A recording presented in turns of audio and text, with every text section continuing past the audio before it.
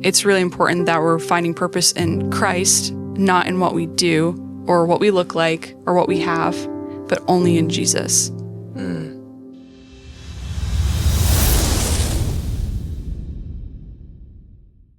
Like so many people feel that, like girls feel like, oh, there's no good men left. Guys feel like, oh, there's no good women left. Especially with Christians, like the people say the Christian dating scene is like impossible, but obviously, like I said, you guys have beaten the game pretty much. So Yeah. what would you like if there's somebody standing in the room saying that? What would you have to say to that person? Yeah, what would you say? What did I say? Yeah, you're He's gonna put the pressure on his wife right off the bat. That's crazy. I mean, it's the Christian answer, pray. But I think it's easy to get discouraged when you see people dating all around you and you're like, well, there's nobody out there for me. But God's timing is perfect, and just to be patient, and God will bring the right person. You don't have to force anything. Just wait. Yeah. So, alluding to that, if you're in a place where you're waiting on that somebody to come in your life, from a girl's perspective, what would you think would be the best things that you need to do to be in the position where God's going to put that person in your life? Definitely spend time in a relationship with Jesus. Like, that's essential. That goes for anything in life. Like, if you have your foundation strong, like, everything else usually kind of falls into place. Not that it's easy. You still have to wait. You still got to let God work on your heart. But, that's the biggest piece of advice I'd say, is just really seek Jesus, and everything else kind of works out. Yeah, I love that.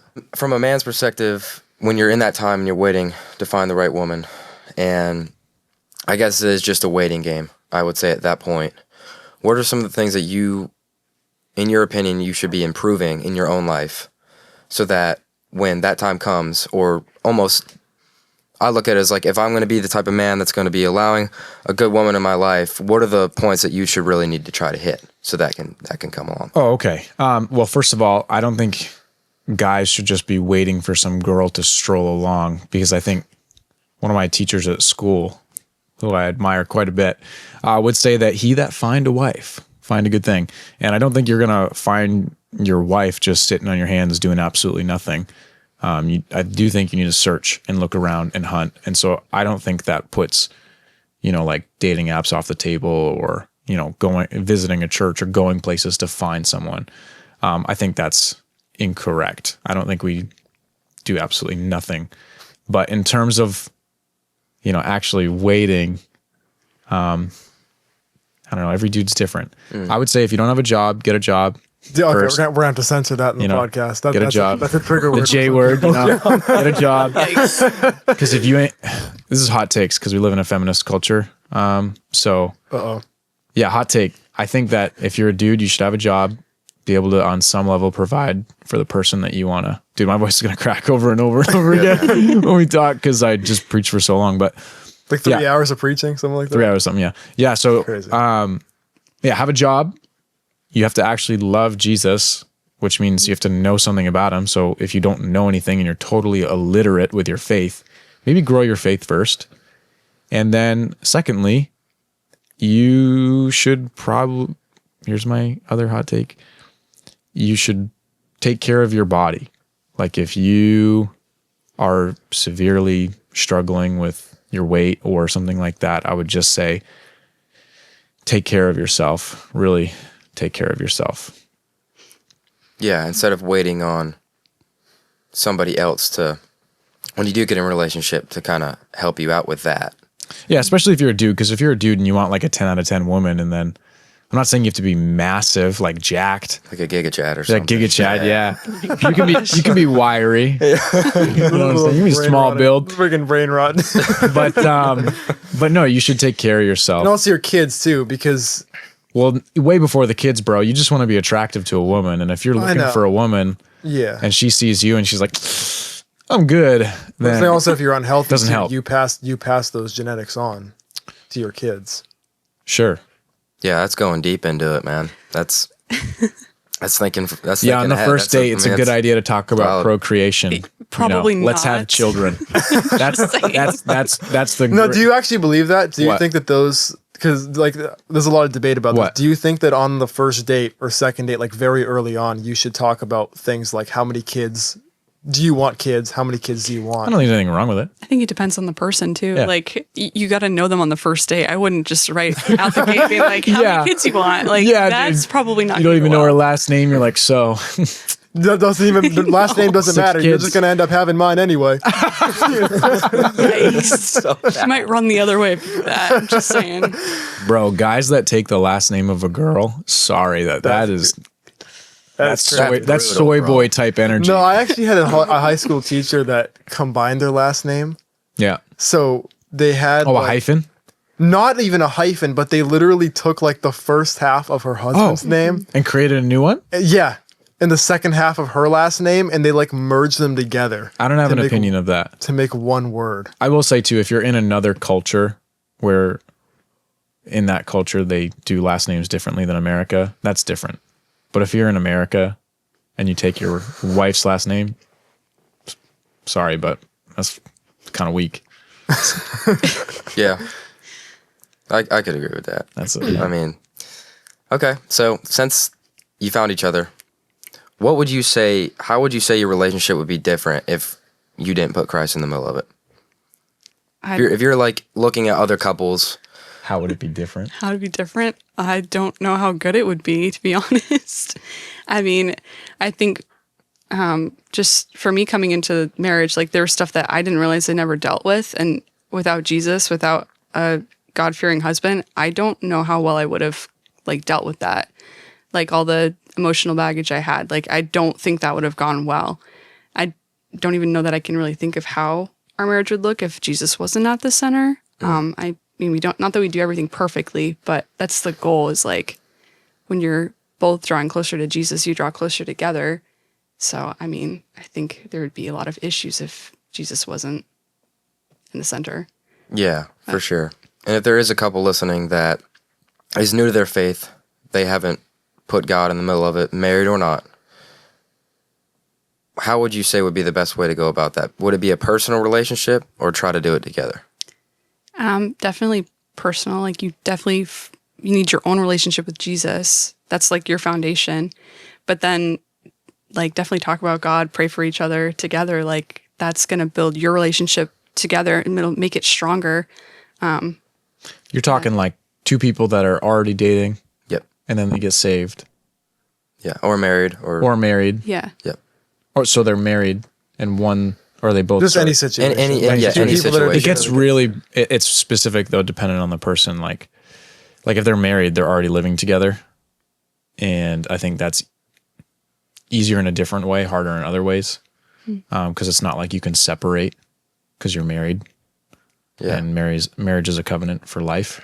But if you are dating someone or even engaged and one person gets saved, follows Jesus, and the other one wants nothing to do with it, I would say that's probably a deal breaker for marriage if they're not interested at all. So, because a marriage that's not founded on Christ is meaningless in my opinion. In my opinion. Can you elaborate more on that for me? Yeah, so I think God created marriage. And so man didn't. And so a marriage without God, in my mind, like just isn't a good marriage. Not saying it's doesn't have good things about it and stuff like that. I'm just saying it's missing the key component of a marriage, which is the Lord. Mm-hmm. I would have never gotten married, if I wasn't even a Christian. Like if I wasn't Christian, I would have never gotten married. Okay. Yeah, for sure. Yeah. And yeah, you see like divorce rates going through the roof. Yeah. Or people don't even get married and they just cohabitate. Yeah. So That was another question we were going to ask. Like, how do you feel about people? There's a lot of people that are dating, but they Depends. really don't. They're like, maybe we'll get married one day. Are they Christian or not? I mean, That's the deciding factor. Well, here's the other question too about the cohabitation thing.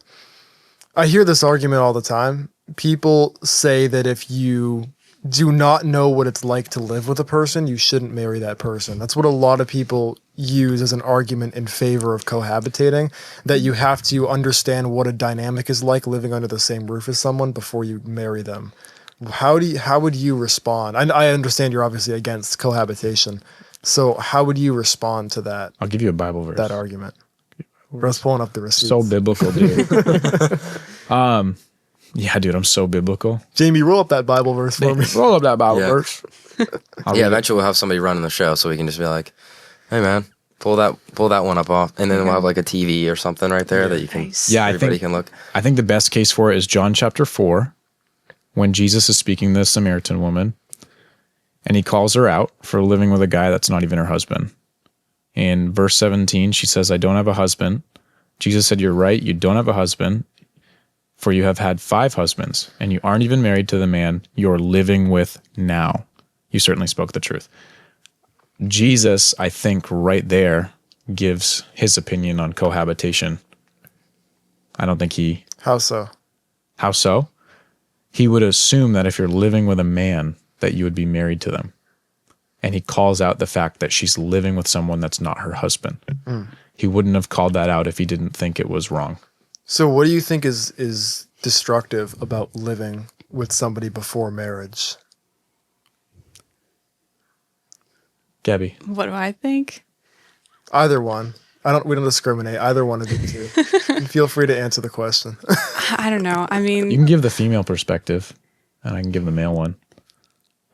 I feel like, for marriage, for one, is a covenant, like we said, and like you're acting like a married couple with no covenant, like there's no commitment. You People could don't know just what a covenant is. covenant. It's an agreement before the Lord. Like, I'm making this decision before God. Like, it's such a big decision you're making, and it's like, for marriage, it's for life. Like, it's not just something you do and you're like, oh yeah, we'll just be married for however long it lasts. Like, you're saying, when you say I do, this is until we both die. Like, I'm committed to you.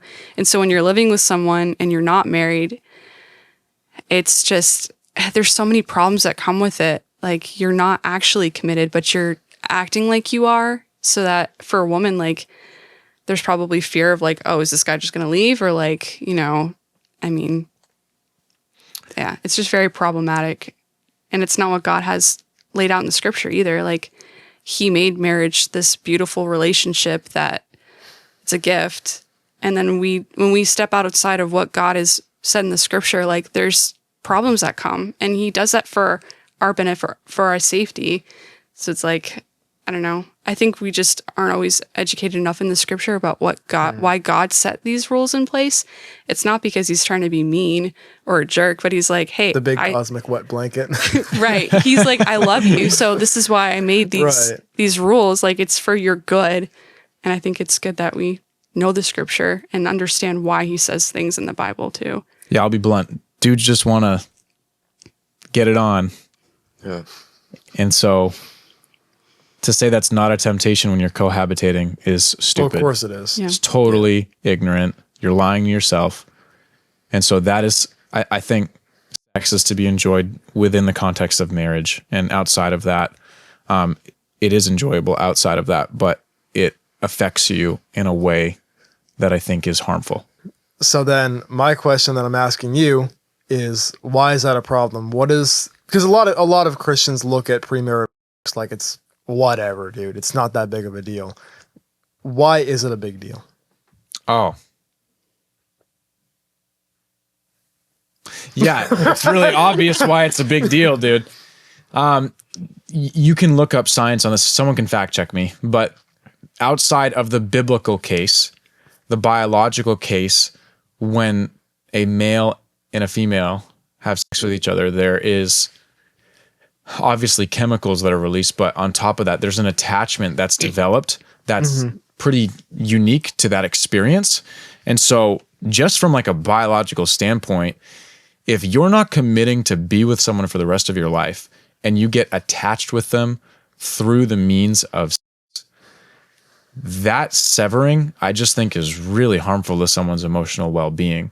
And so I think because of that, from a biological standpoint, that points to the need of a partner that'll last a lifetime. And then the spiritual component is that God's pretty clear. Sex outside of marriage was never meant to be enjoyed by humanity. It's inherently sinful. And if anyone says they're a Christian and disagrees with that, they either haven't read their Bible or they've allowed their opinion to take the place of what the Bible says. So I can't even give you like a specific passage outside of Romans 1. You have, I believe, you have 1st and 2nd Corinthians. Yeah. Because those letters were literally written to somebody who was sleeping with another member of the church, and Paul was like, kick this person out of your church. They had like temple prostitutes, didn't they? There was temple prostitutes at the time, but not necessarily in the church. There were people who probably left out of that lifestyle. Yeah. Yeah, That's that one in crazy. John 4 that I've already quoted, you know. So do you believe in soul ties, right? If there's a spiritual connection when somebody does partake in that with another person. I don't hold an opinion on it. The Bible doesn't give you that explicit phrase, soul tie, but Yeah. I do think you could make a case for it. Yeah. I mean, I guess some people get so deep into the weeds on that, and I would say like, or what would, in both of your opinions, what would you say to somebody who has made those mistakes? They've been with other people before, but they are aware that they are turning away from that. Like, what would you say? Like, what would you say? Because to a those lot of people have made those mistakes in the past, and they think like, "Oh, I'm damaged goods. Right. I'm no good. I can't ever have a relationship." That makes sense. What would you say to that person? Why don't you speak to the girls on that one, and I can say to the boy one. Okay. Well, I mean, I think there's like, because of like the emotional and even the spiritual side of like having sex, I think that if you've had premarital sex, it doesn't make you damaged goods, like you said. But I do think that you may need some counseling and some prayer, because there's like deep emotional damage that's occurred. Like you were committed to this person, or you were with this person and now you're not, and like that does something to your heart, and even like the way you process things and trust people. Like I think it might put like a filter over your life. Like, okay, well, I feel like I'm worthless or whatever because of this thing that happened, but that's not how Jesus sees you, and there's forgiveness for all of that. But I do think that it's important to like go see a pastor or someone you trust to like get the counseling you need to get healed from that, because it is important. Do you think sure. it could impact a future long-term relationship, like a marriage, if it's not Oh, yeah. properly dealt with? Yeah, absolutely. I Even mean, if it is dealt with right, it could. yeah. Because there's some people that, and I think this is totally okay. If somebody has saved themselves for marriage and they don't want to marry someone that hasn't done that, I think that's okay. There's nothing wrong with that. You know? So yeah, it can affect you not getting married to the person you want, but also if you don't deal with it, It'll come up. it'll come up. Like you might be like, wow, why can't I like emotionally connect with my spouse? Well, maybe there's some baggage that you need to deal with. And again, like there's nothing wrong with dealing with it. I really think that getting help is really good. Like I didn't get help with my emotional stuff right away. And as soon as we were married, like that was the biggest thing I had to deal with. I was like, wow, why am I such a wreck? Like, I don't know why I'm reacting this way. And it's because I never processed emotions or like figured out how to cope right. And he was there to help me, because I was like, I don't know what I'm doing. I don't know like why I'm feeling this way. It's I just fed her a lot of food. I cried a lot. Yeah. Chocolate, lots of chocolate. Is that like the savior? Chocolate? Yeah. Is that like the go-to? There's Jesus, everything. and then there's dark chocolate. For me, it's dark chocolate. Yeah. Saying. Yeah. Yeah, okay. That turns her whole day around. Really? Yeah. Dark chocolate. Or flowers. Yeah. Like, are you Sunflowers, yeah. flowers? Sunflowers. That's called love, bro. You know your partner. Okay, so thank you for saying that. There was another question. Not even just people that are married, just relationships in general. You're dating somebody, you really like them. And I want Mike to answer this, and I want Gabbie, because I want two different perspectives on this. If I could like make your ears so you can't hear him anymore, then I would, but I can't. But what do you think are the little things that don't really get talked about, or maybe they do, that make the world a difference in a relationship, married or not, that you can do for your spouse? I'll speak for us, because Okay. our every marriage is different, but like the little things that make our marriage work. Yeah. Or that show your spouse that you really love them. Okay. Okay, that show. Well, I do. I'm really goofy, so Nah. When we, I've been going, she does a lot of the work at our house because one, I'm kind of a little bit lazy at home. And then two, just being honest. And then two, my mom did a lot of the stuff growing up. So I guess Bro's maybe mommy issues. yeah, I probably have a little bit of mommy issues there. No, I had a great mom. But yeah, she's not my mom, she's my wife. So I've started going grocery shopping on Friday alone just to help her to lighten the load. It's really nice. Because I don't love grocery shopping, but I know that makes her feel loved. I also, when I go grocery shopping, I buy random things that I think she would like. It's not breaking the bank. Wow, yeah. Sometimes I'll buy flowers. Sometimes I'll buy, like right now, I've been buying gourds every week, like different color gourds or weird shaped gourds. And I present her with a gourd every time I go home. So our table is like covered with different little gourds. It's nice. So he bought the first fall decorations, not me. I did, yeah. And I buy her chocolate usually whenever I go. I think about the fruit that she would like. Dark chocolate? Always dark chocolate. I try to get a different one every time. Okay. So she has a selection to choose from in her pantry. I make sure, like if she Gump. puts something on the list that I know she likes and that's why she put it on the list, I'll try to get her either double of it or another thing that she likes on top of that. So it's little things like that that really make a world of difference, you would say. Yeah, I check in on her a lot. Yeah, And take that helps notes. me a lot. Yeah. I think, and it depends on the person too, because like for me, it makes my day so much better. Like if he texts me or if like he asks me how my day was, like I'm like, oh wow, my day is like that much better because he checked in. I think I'm more of like I don't know if like words of affirmation or something like that, like just encouragement and stuff like really speaks to my heart. But I think for both of us, like what we learned right off the bat was like being very honest and clear when you're communicating. I know for me, when we first got married, I get frustrated. I'm like, man, like I just need help. And I'm like, why isn't he helping me? But I never asked him specifically, hey, can you do this thing? Because this would help me. Though. Right. You did. But I like had to actually live it out because I was like, well, no, she was getting mad at me. And I'm like, why are you mad at me? And she's like, and that's basically what you said. You're like, I need help. Or I was like, you didn't tell me you needed help. No, that's the thing. Like with guys, you literally have to spell it out. Like, do I have to spell it out for you? And the answer's like, yes, you literally, do. yeah, you literally spell it out, write it down, put it on the fridge. Which I have done. I'm like, hey, can you please do this thing by this time? We all have like, I need reminders like all of too, us guys. 'cause We all have the EQ of like a brick. Yeah, it's not even that. It's short attention span. Ignorance is bliss. Yeah. It's like, how does he not realize it? It's like he does not realize it at all. And then sometimes I remember at the worst moments too, like oh my goodness, I was supposed to do that, and then I forget. It's okay. It happens. Yeah, I'll remind you.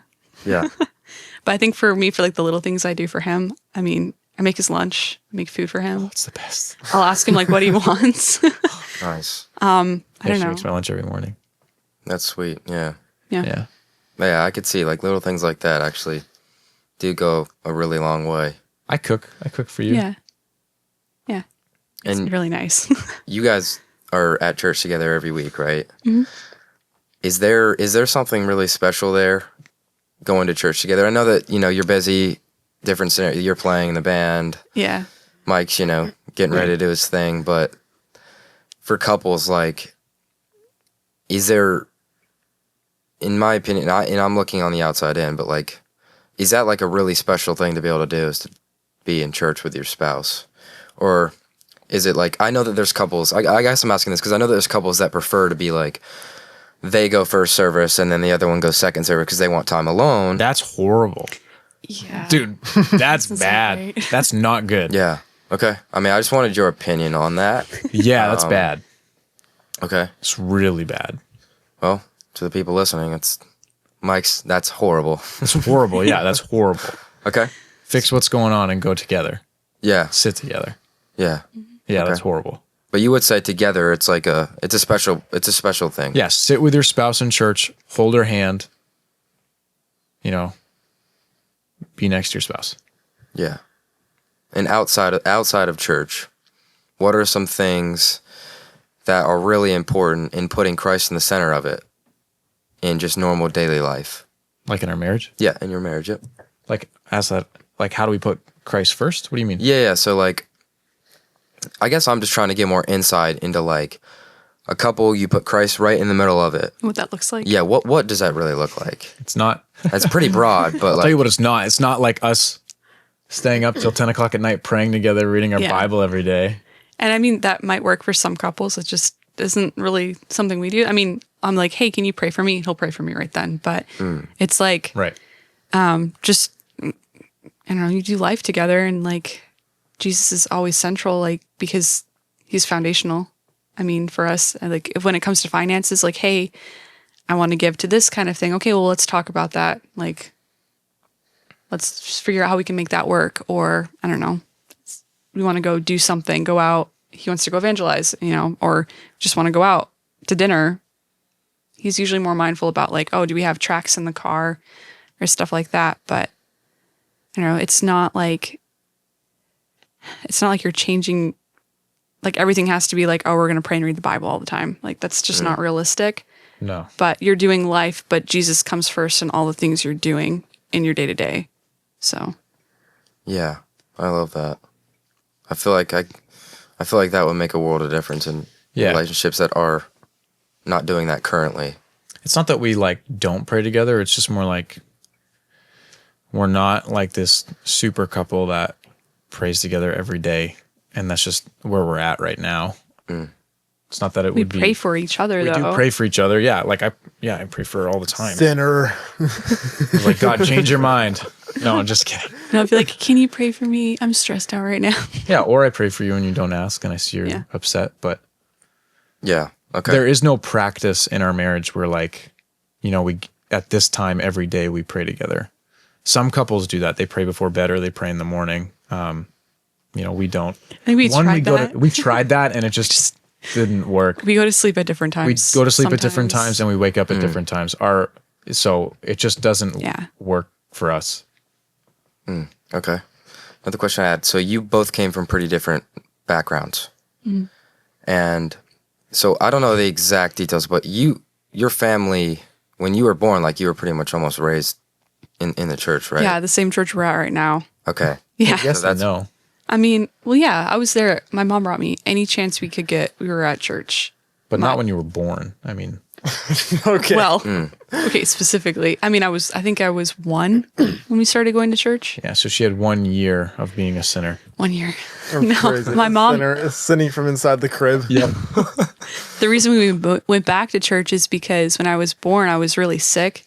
And my mom made this vow with God, like, hey, if you heal her, I'm going to bring her back to church and raise her in the church. And then I was healed and been going to church ever since. So What was going on? What was wrong? like jaundice or something. Like I was born a month early. And yeah, I don't know. I don't know all the details with that, but I remember her telling me that she made a deal with the Lord and made good on her deal. So That's awesome. yeah. I had a question for you. So, growing up in the church, right? Like, was there a moment where it was just a lifestyle? Or was there a moment where it wasn't really a true relationship for you? And Yeah. what was that like? And how did that switch over? I don't know. I think it was real for me when I was really little. Like it just made sense and it just kind of clicked. I mean, they talk about like kids having that childlike faith and you just get it. And like I think I raise my hand every time there's a salvation call for a kids' church and stuff. I'm like, yes, I want Jesus.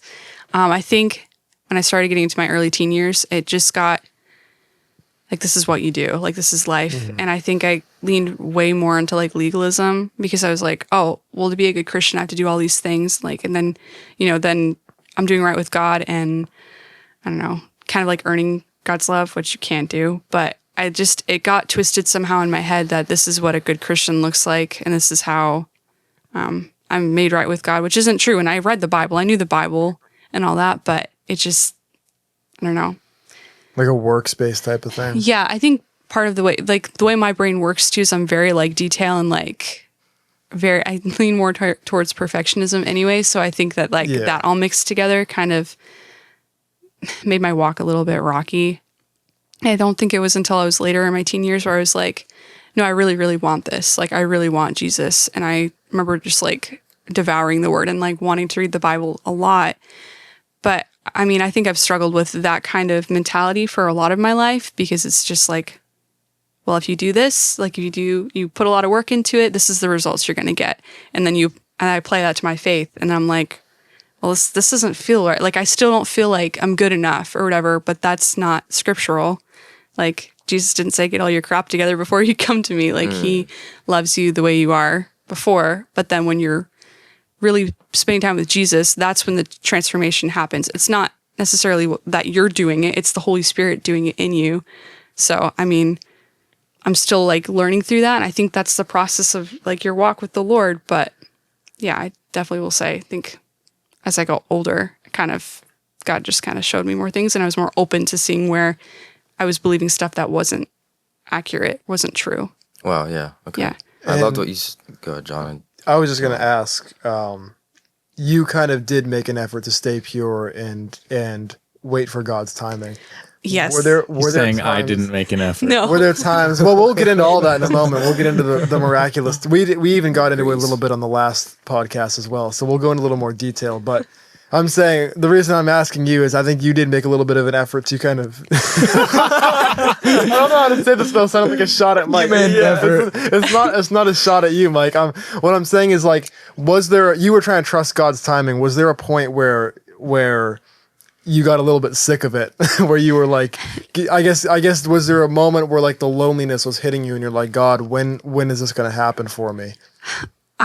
Yes, but I think the reason why I was so like, I have to be pure, I have to do this right, is that whole mentality of like, I have to be good before God. And so like everything when it came to like intimacy and like sex and stuff like freaked me out. I was like not thinking about that, not dealing with it, which definitely affected my view on it even in marriage in the beginning, which we worked through. But like, I was in Bible college and I was like, man, this sucks being alone. Am I going to be alone forever? I think I was like 21 and I was like, wow, I thought I would be like in a relationship by now, which like, that's not necessarily true. But I was like, God, when are you going to make this happen? Like, where is he? Like, I don't know what's going on. And she saw me from across the room. Yes. Big Mike. How do you Prison Mike. And how do you deal with that? Because a lot of Christians, especially a lot of women I know, go through that. How do you deal with that?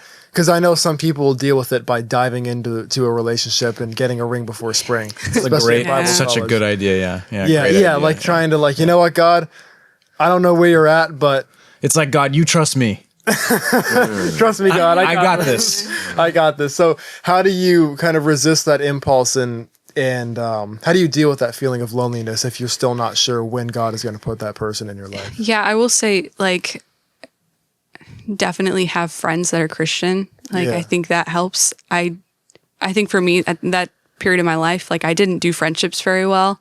I was just like, it's just me and Jesus. And that's not good. It's not healthy. Yeah. But like having good friends, even mentors that can build you up in the Lord and like encourage you to be patient and just really focus on cultivating that relationship with God. I think that's essential because like you get in a relationship, they're not going to fix you. Like they can't fix you. Only Jesus can. So if you're expecting this person to be like the answer to all your problems, you're probably going to be disappointed, even if it's the right one for you.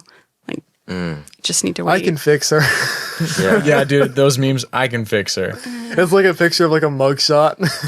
Yeah, it's usually like I feel like it's usually like either a really liberal girl that's like crazy off the rails, not because she's liberal, but you know what I'm talking about. Canceled. You know what I'm talking about? Yeah. Like, way too far. Or it's like someone who's extremely goth. You know what I mean? I feel like, oh no, like I can fix her. It's worst, like, dude. That's the worst, dude. Probably not. Yeah, no, it's over at that point. Yeah, dude. Your life's getting ruined on that. Dude. Yeah. Yeah. Right. Wow, that's crazy. Yeah. So I think to address the elephant in the room, that call me an elephant. It's Big Mike. To address the elephant in the room that we were alluding to earlier, you obviously talked about your testimony. You shared a little bit of your testimony last episode. Could you talk about kind of how you went from just what your lifestyle was like before? Yeah, not trying at all. and could you talk a little bit about what your lifestyle? I can't say it with a straight face. Dude, say it to my face. Can you? I'm ready. I receive it. I receive it. Can you talk about what your lifestyle was like before? Bro, this is worse than bullying. The way he's looking at me, he's like, I'm listening. yeah. I'll jump out of this chair right now. Could you just talk about how you went from that into a marriage and how God worked on your heart? I know you shared a little bit before, but for the people who don't How I went know, from being a tool to not being a tool. whatever you want to call it. Yeah. Your words, not mine. Wow. Yeah, anyway, how did I go from that to that? Is that what you asked me? Well, you talked about how when you were a teenager, Yes. you kind of fell away from the faith, Yeah.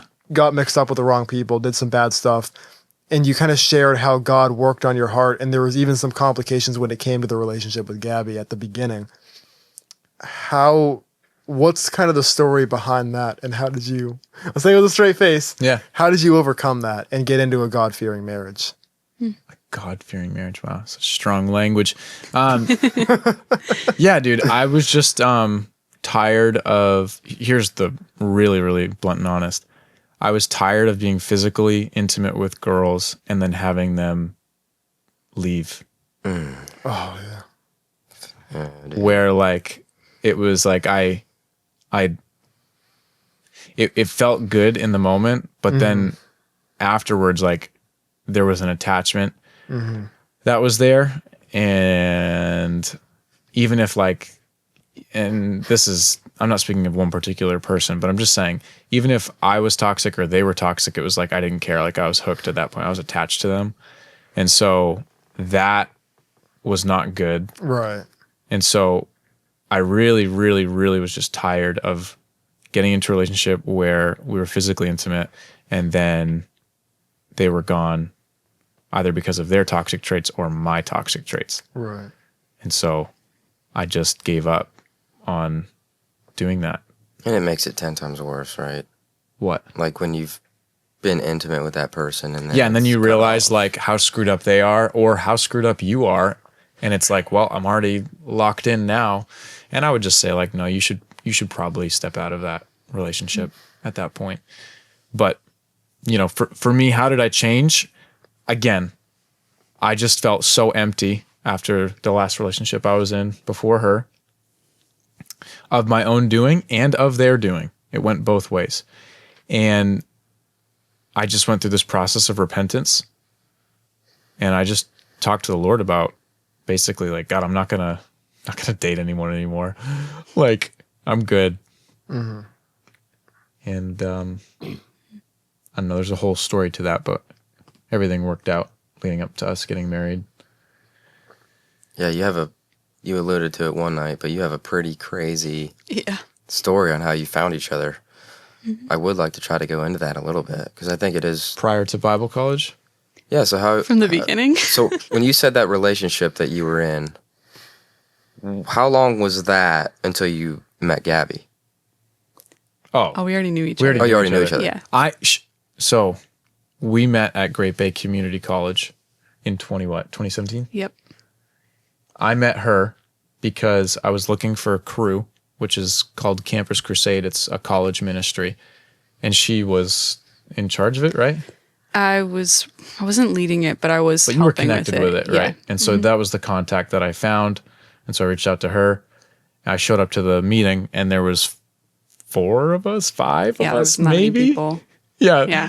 Like that was it. Those were all the Christians on the community college campus at Great Well, the Bay. only ones who went to the club. Only ones who went to the Went to the club. super cool club. So there was a girl there, and she might watch this podcast and think this is funny, but JC was one of the girls that was there, and I was like, wow, she's so pretty. She left her purse there at the thing, and I drove it to her house because I like wanted to impress her, and was just head over heels for her. And I'm friends with her now, though. Gabbie's friends with her now, yeah. And Oh, so this was a different girl. oh yeah, totally Yes. different girl. Okay. Yeah. Yeah, totally Now I'm different getting girl. She actually married someone that I know named Nate, and like they have a No. great. I think they have a great marriage. Brandon, whatever. It's all the same. Rip Nate, bro. I said Nate because there's another guy named Nate Yes, Clark. Yeah, yes. but it's Brandon Clark. Anyway. Yes. Okay. Yeah, find these people on the internet. So, We're just doxing everyone. He's bringing out all the receipts. dude, I am. Anyway, so yeah, she let me down very gently by us basically ghosting each other. And then she was attracted to me from the beginning because I was the most handsome man she'd ever seen in her life. You know, such good qualities. That's crazy, dude. You know, such a godly Christian guy. We're gonna get her input on this as well. And I'm like, Yeah, we're gonna ask her side of the story. Just so And you know. I was just so not attracted. I just didn't find her attractive. Like, I just wasn't interested in pursuing a relationship with her up until Bible college, after I pursued relationships with a bunch of other girls before her. And I'll leave it up to you. Here you go. Your Where do turn. you want me to pick up That's from? a pretty wild place to leave it off. Well, how long was that period? Which one? From when you met at Bible college? To when we started dating? Yeah. We started dating in 2022. So we met at 2017 at Great Bay, which isn't Bible college. Okay, so from Yeah. 2017 at Great Bay, At a community college. then to Bible college. How long was that period? I went to Bible college first. She followed me. I knew I was Okay. going there before he did, though. I'm just Yeah, but like- I actually went. That's the difference. I followed through. And then once they were breathing the Bible college air, Yeah. all of a sudden Ring by they got, spring. they Ring by got, spring. yeah, they started thinking ring by spring, ring by spring, ring by No, spring. so Rush hands in actually, the hallway. actually, God just gave me a vision. no, he Actually, never we did have a that. story with that, but So I think it was freshman year. I don't know what happened, but your freshman year. my freshman year. Yep. We actually, he's like, hey, can I talk to you real quick? I'm like, sure. And he I said goes, this to you? yes. Oh. He goes, I don't have any feelings for you. I just want you to know that. I'm like, oh. I don't either. No, I didn't just say I that. I did. said I never will. That's But why did that come up? You just How did randomly that went up come to up? her Because, and and let this her guy know? might watch this podcast. I had a friend at the time that was really interested in her. And I wanted to get out of the way so he had an open door. And so I told that to her. She said it to me in the hall. Which We were I like, lied good. to him. We were like, good, great, got it, awesome. And it wasn't like mean. It was just like, yeah, It was weird. no, it's perfect. It was weird for me. Oh. It's like, this is so weird. What kind of conversation is It's like the this? opposite of a Bible college student walking up and saying, God told me we're going to get married. It's like, we are never going to get together. My mom has a crazy story about that. My dad literally said that to her. That we're never getting together. No, he like the original example. Where he literally said to her, God told me you were gonna be my wife. Because he did. He had this revelation from God. And Yeah. of course his first instinct as a single Christian guy is I need to go tell her about this immediately. And Hey, if it works, it works. no, but here's the crazy part. My mom you know what my mom responded with? What? How did you know it was God? Ooh. In other words, how'd you know it wasn't the other guy? Oh boy. Dang. Well, But anyway, sorry, you Yeah. go ahead. So what, from your perspective, he's having this conversation with you. Yeah. What happened at that point? Well, the whole way through, like from meeting him at Great Bay, I was like, I did like him. And I was like, but I knew kind of like his like past with girls. And I was like, yeah, that's probably not a good thing to be involved with. And I was like, God, just take these feelings from me. Like, I don't want to like this guy at all. And like, yeah, he's a tool. Help me move on. Basically. but like, I kept praying for him and stuff because I would think about him and it's just, true though. I would just pray and like the feelings didn't go away, but I never really acted out on them. And I was like, you know, God will just take them away eventually, you know, something like that. But I don't know. And then when that conversation happened, I was like, okay, that's the closed door I needed. Like, we're good. Just gonna keep moving on with my life. But I mean, Yeah, what did that felt like when he said that to you? I mean, I don't know that I was like heartbroken. I was just kind of like, this is so odd. Like I never had that experience before where someone's like, yeah, I don't like you and I never will. Like, Not like, yeah, but not like, hey, I hate you. Like, it wasn't Big like, Mike just comes up to you. He Right. goes, you know, by the way, I don't like you. And I never will. I was trying to be a wingman for my buddy. That's why I said it. yeah. I don't know. Okay. Yeah. Everybody needs a friend like Mike. Everybody needs a friend like Mike. No, you don't. Gosh. Yeah, that's so. I guess I could allude to this too. Do you think like when you met each other, obviously, you know, it was different for you, but when you saw Mike, when was like the period where you were like, wow, I might actually like marry this guy? Okay, so I thought it was crazy when I first met him. I'm like, oh, that could be my husband one day, and I was like, nah, and then just kept on with life. Wow, But off the rip.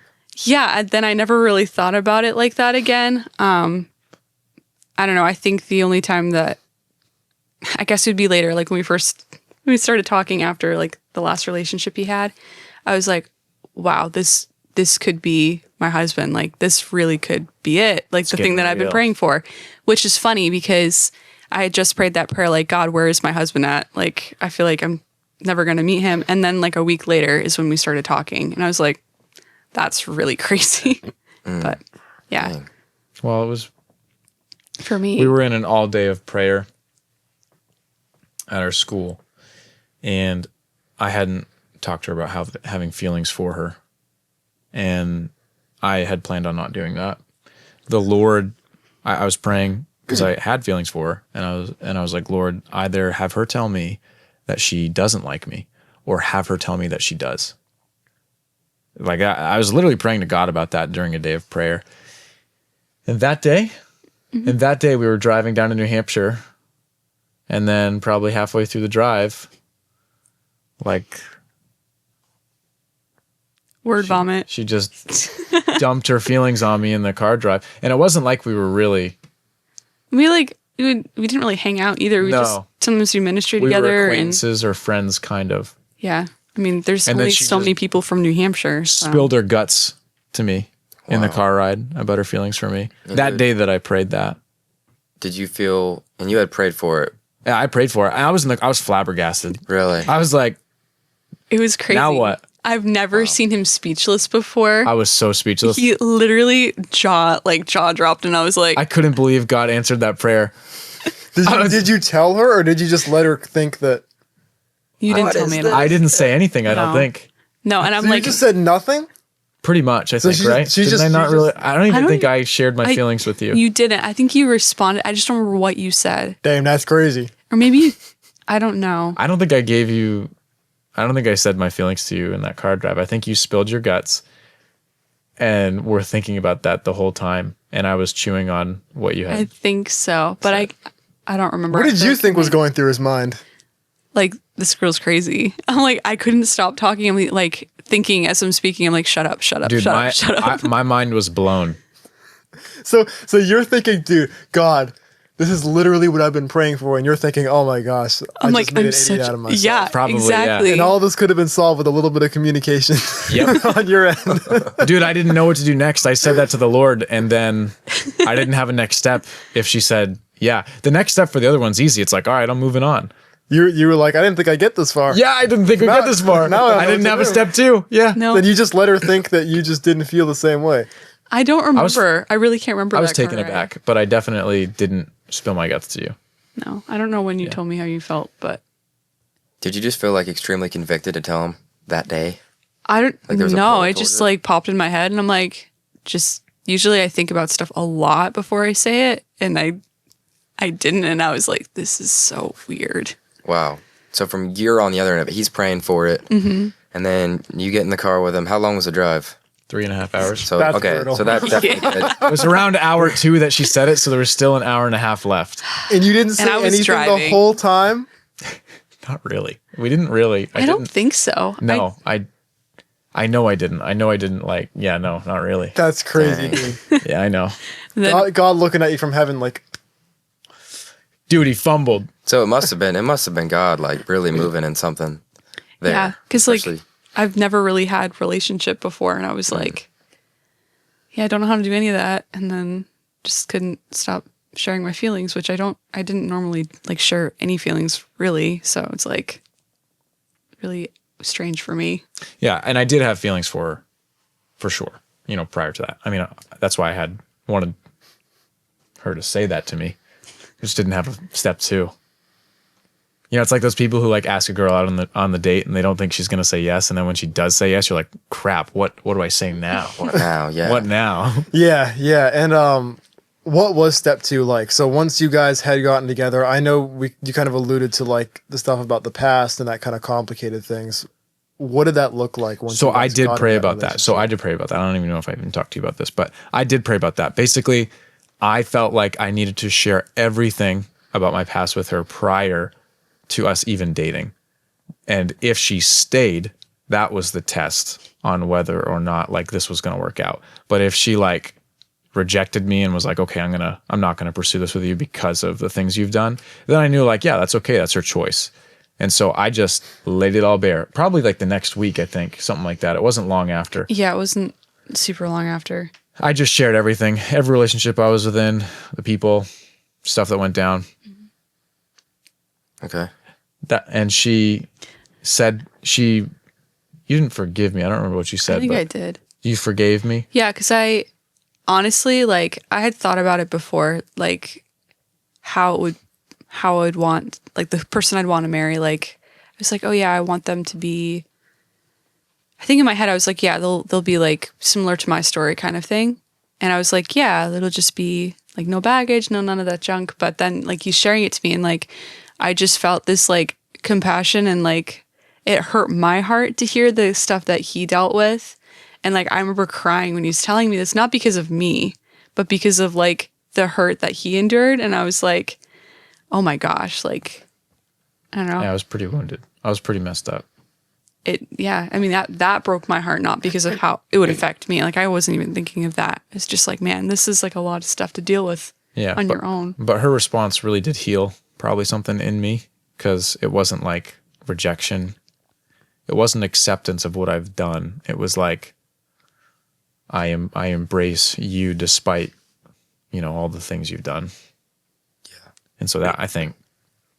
And some people say, like, yeah, you got to be, like, kind of what we were talking about earlier, you got to be in shape, perfect, getting ready for that person. But in your opinions, like, I was pretty messed up. you were messed up when you had met Gabbie, so there is some definite healing that came along with this relationship. Yep, 100%. Okay. Yeah. That's why I don't think, if you're trying to make yourself perfect before you get in a relationship, you're just never going to get into a relationship.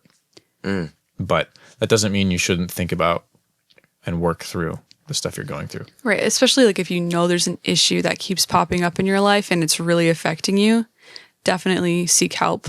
But like, you're never going to be perfect. And you're probably going to be dealing with some things as you get married that maybe you thought you did deal with. And then your spouse is going to be there with you through all of it. It's like, hey, you're messed up.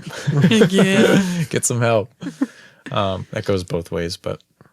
So you say sometimes, like, besides a relationship with Christ, the second biggest thing you'll ever do in your life is the person. Most important decision. Most important, Yeah. is deciding on who you're going to marry. That's also from the same mentor who would tell us, he that finds a good wife, or he that finds a wife finds a good thing.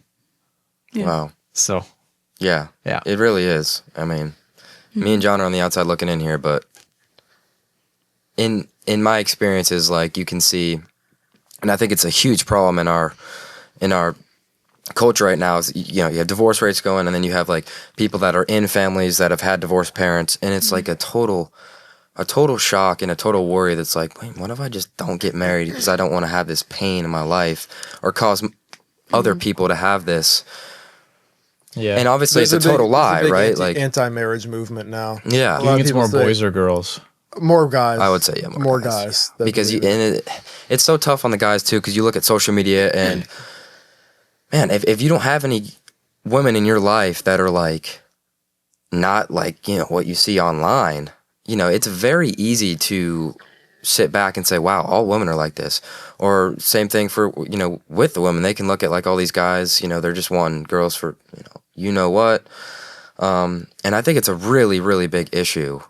And it's for good reason. Like, it's for really good reason. I can see why people feel like this, but in your example, it's like a breath of fresh air. Because, I mean, you're still relatively, like, really young. Like, you're 20s, dude. I mean... Thanks for using the word relatively. Well, I say that because I'm 19, so I don't want to sound like it, like a baby when I say we're that. 26, so Yeah. and we've only been married for 2 years, so we're no expert on marriage. No. There's some people that might listen to this podcast that are far older than us or have been married longer, and they're at a totally different stage. They're probably more wise to talk about marriage than we are, for sure. But I think that you guys can really speak to the dating scene, because Sure. if the goal of dating is to get married, which it should be, I mean, you Yeah. shouldn't be dating. I think we can all agree, all four of us can agree that you shouldn't be dating just for fun. Like, you should would have hope that not. in mind. Yeah. Well, because like eventually you're gonna have to break up with that person, or you're gonna marry them one way. Well, just think about if it was your own kid. I mean, especially as a dude, like if it's your daughter and some guy's dating your daughter because it's fun, that's so stupid. You know what I mean? Yeah. That he's not gonna be on this planet much longer. he's taking the warthog straight to the face. My gosh. he's gonna A10. he's gonna disappear. Yeah. But no, it's like I think you guys can speak to dating because you guys have quite literally beaten the game. Because if the goal is to ultimately find your life partner, you guys have done that very well. Yeah. So I guess the question is like to people that are on the outside that are like watching this are thinking, oh man, there's no good women left, there's no good men left, like there's nobody that has my values as a Christian. How would you respond to that person? How would I give them hope? Yep. That would Yeah. give them hope. Yeah. You can talk to the girls. He's passing off the question. I'll talk to the boys so that like there will be less and less options as time goes on as you get older. That's a fact because people will be married and they will get married. Also, as time goes on, I think there are going to be less and less people. I think our world is going to get more and more depraved, farther and farther from God. I think the love of many will grow cold. That's Jesus. And so I just think that there may come a time where a lot less people are believers in God. And because of that, I think your options will be diminished if you're a Christian man looking for a godly woman. So, yeah. I feel great, man. My encouragement would be at the end of the day, the most important thing needs to be whether or not Jesus is your Lord and your Savior. Because are you okay breathing your last breath and dying without getting married? I mean, it would suck. Yeah, it would suck. But at the end of the day, if that's what God wanted me to do, I can't argue with him. And I think men can hold that perspective and be okay. Like, at the end of the day, it's not what I want, but at the end of the day, if that's what happens, that's what happens. Yeah. There's not much you can really.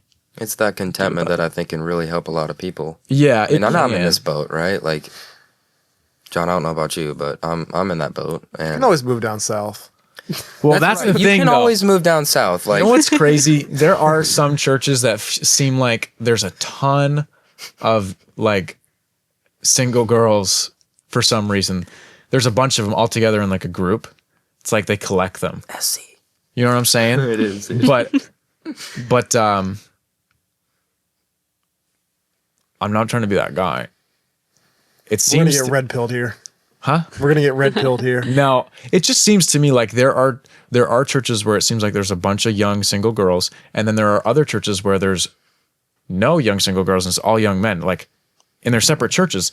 And I just wonder, like, why is that the case? Why is there some churches that have an abundance of one over the other? I don't really know, but maybe we should start having our churches come together more and do more things together.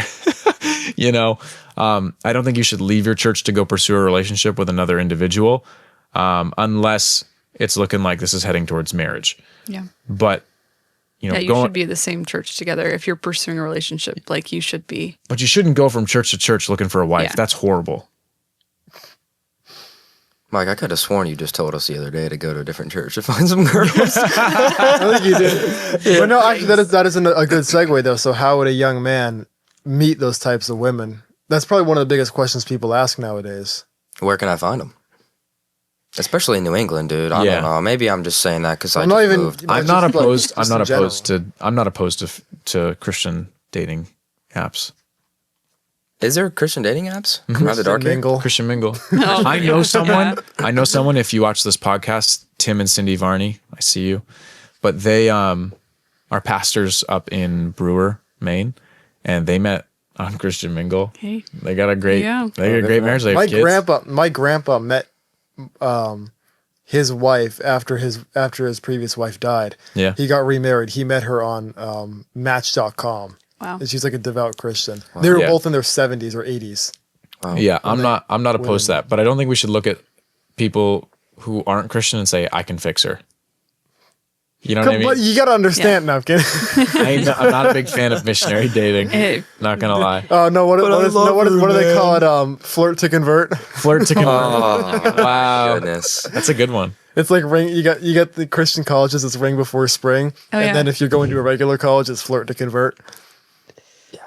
But it is crazy that you said earlier, like how some churches have It just so many. seems like they have a abundance. ton of young girls and no young guys. The church that I moved from, and I do think it has a big play into where you live in this country. It's a You should culture. send them this podcast. I will. So the church I was going to, which I was there for about 2 months before I moved, and I had just gone through a pretty bad breakup. I'm not even thinking about those girls. I was sitting in the back, you know what I mean? But when you walk in, there is probably, like our row at church, like you got the group of young adults, but there's like 3 of those rows. Wow. And you're talking girls from 18 to like, I don't know, mid-20s, and they're all sitting there, 65. and all of them are extremely beautiful, and all of them know exactly what they want. They know exactly the values that they want in a guy. Everything, like to a T, they're right there. I come here. I'm like, well, that's not the case. And from speaking to John about it too, I don't think that that's New Life. I think that that's everywhere. I think it depends on the season too, because like we were talking before, when I went to Bible college, it was me and my sister and another family, like another 3 people. We were the only young adults at the church. And now you go to church and there's, like you said, like the 3 rows of the first section are all young adults. Yeah. And that's recent. So I don't think that is like, oh, it's only going to be guys here forever. Like, just wait. I remember when I was growing up in church, there were like no young adults from what I can remember. It was like either you're like a baby like me or you're like 90. Then there's like no in between. But again, like I think it does go in seasons. So I mean, yes, wait, but like, don't just be like, oh, God's just gonna put this person right here in the perfect time. Like I think for guys, yeah, if you see someone you think is pretty, like go talk to her, like have a conversation, kind of thing, and then Just taking notes. Well, what does a girl want to see? So I know it's variable. There's different girls like. okay, don't be creepy. So yeah. So what is? I know that What there's does it going to be look some dude watching this. Well, how do I do that? How do I go? How do I walk up to a girl and tell her I I really like her? like her, man. Don't go up and be like, I like you. Like that's creepy. Like I think honestly, for why it worked out for me and Mike so well is like we were friends first. Like we decided to be friends, and we're like I knew her pretty well. we liked each other, yeah, but at the end of the day, if we didn't end up together, the only thing that, like, we didn't lose anything. Now we have a friend. Like, that's Right. totally fine. Because you're going to get married one day. You got to like the person you're with, not just think they're pretty. Like, do you you're like saying doing should things have together? like you should start off with like a base level relationship before Yeah. you. Yeah, Just absolutely. be friends. Yeah, there's nothing wrong with that. You can be like, I like you, but you don't have to be like, I'm just going to date you and that's it. Like, I think you should. Yeah, you could tell her like, hey, I'm not gonna pursue something with anybody else, but I just want us to be friends right now. I think that would mean a lot to at least a godly woman, unless she's like, I don't know, really ready. And I just think that's a red flag. So Yeah. I think so. Can you speak to this? I think there are some girls that have way too high standards of guys. And I think there are guys that have way too high standards without taking care of themselves, like their physical appearance. Yeah, I don't know. I think I was in that whole don't date, you can only court kind of thing, but you got to know the person, and there's nothing wrong with going on a date with someone. You may not be like, oh my gosh, this guy is like everything on my list kind of thing. But like What do you think of the list where they write down every single thing? Like, I had one and I threw it out. So, how many of them did I hit? a good amount. Oh, not all though. I mean, this one's gonna have to do. no, it was, I can I'm settle not on this saying one. His eyes aren't green. no. I don't think it was settling at all. Just like, I think that sometimes our expectations are like, we think we know what's best, but God knows what's best for us. Like, Especially with social media now. Social media is like cooking everybody. Yeah, you could pick from like a billion different girls on social media for like your preferences. You know what I mean? but that doesn't mean that they're going to be the person that's best for Right. you. Right. Like, it's just not. But again, like, I don't think there's anything wrong with going on a date with someone and being like, you know what? I don't really know that I want to pursue a relationship with you. Yeah, and like, that's you're boring. totally okay. But you're not going to know if you even potentially like this person unless you get to know them. So I think that's fine. If you're not cool with the one-on-one thing, go hang out with them with a group of people. Have your parents take you out. Mike, you actually talked could. last time. You said something a little bit controversial. Oh, To stir the pot a little bit, but you said that if you're a guy, you said guys are the ones that are usually the culprits for this, but you said you should not be dating a woman unless you have like a pretty good sense that this is the person you're going to marry. oh yeah, I think that for sure. That's why I said like be friends. So like when we were friends, I knew this person is. I'm using the word eligible. That's the best way I could put You're it. a candidate. Like I would trust this woman to raise children with. You know what I mean? Yeah. And to help take care of our home. Yeah. And so I would have never even dated her if I didn't feel that way. What are some signs that this is going to get greasy, but like what are some signs that you should not marry the person that you're dating? Some signs, like if for guys, Yeah. Like a guy that likes a woman or maybe might be in a relationship. And obviously every case can be different, but what do you think are some signs where Red flags. like red flags? Like what do you think are signs that you should not marry the person that you're interested in? why don't you give your red flags and I'll give mine. I have to think about that. And we're talking serious, like marriage. Serious right? red flags. I mean, right off the bat, are they a Christian? That would be like Yeah. my biggest thing. Like Are they actually Christian though? like for I went to me, Catholic church once. I have Philippians 4:13 in my bio. Yeah, dude, I got a Bible verse in my Instagram bio. Yeah. But your, I wear a your cross around pronouns my are they neck. them. I wear They're in the club I with wear their a cross on. I wear a cross around my neck and I have Yeah. Philippians 13 in my bio. Yeah, my grandma went to church. I was baptized.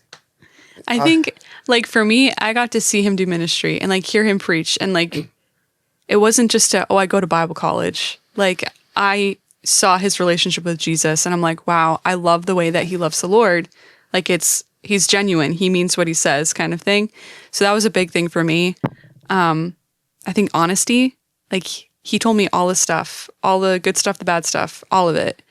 I think if you're dating someone and they're not honest with you about their past, and like, I think it does depend on the person, but like all the junk that could potentially be a problem later down the road, if you're not going to be honest with that, that would be a red flag. Do you think there's something to like discretion, at least at the beginning? Yeah. Oh yeah. It would be kind of weird if someone was just like airing it all out before you and you're like, just Yeah. met this person. That's why you should be friends beforehand. So you're Right. saying like Okay. eventually you should work up to it, but at some point you need to have Yeah. that yeah. And then pray conversation. through it too. Like if you're like, God, I really want to marry this person, but like I have all this stuff that I'm really worried is going to like make them not want to be in a relationship with me. How do I share it with them? He Yeah. will lead you. Like God gives you wisdom when you ask him to. Yeah. So I think that's Like, just make sure one. that it's Oh, yeah. Sorry, I bumped it. Anyway, You're good, bro. huge red flags, I think. Hot take. Oh boy. Septum piercing. Oh my gosh. Huge red flag. Huge red flag.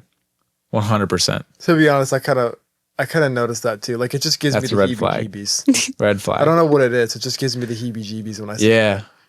Yeah, it just makes me think of a cow. My God. What? and that's not even crazy to say because No, it's you that know, they have that. You know, those big cows that have the. Anyway, that's person to person. Like that's not yeah, that's a red flag. Yeah. You know, some personal hygiene things can be red flags. You know, do they smell what bad? about relationships with parents? That is a totally separate topic, but relationships. So when you marry her, you're marrying into their family in an extent. So if their parents hate you, then that's almost kind of a red flag. Yeah. It's not impossible, It's not impossible, but you're going to deal with it. yeah, it Well, sucks. you're- Are you yeah. willing to deal with that for Yeah, most because of there's a your life? question of like, what if somebody objectively has awful parents? Because Right. there are some Yeah, people exactly. that Exactly. just like they're good people and they try to follow Christ and they try to do the right thing, but their dad or their mom are Right. just horrible. That's to what I'm them. saying. So that'd be a red flag for some people. But yeah, for me, it was a red flag. So I wanted to be on good terms with her parents. Yeah, That was could a- you go into detail about kind of what happened between you and her parents and how you guys resolved that? the letter story. Hang on, I have one more red flag. If she has more friends with guys than she does with Oh gosh, dude. I mean, That the is- same goes for I'm the clapping girl. for that I'm one, just bro. saying. it's like a huge red flag to me. Also, here's another one. This is like real quick because this will offend some people. He's giving us To great the pot and then content. move on. No, I'm dead serious. So she asks me like, is what with clothes that she wears, like she wants my opinion on them now that we're married. But there were even times when we were dating where I knew that if I said something about, hey, could you not wear that?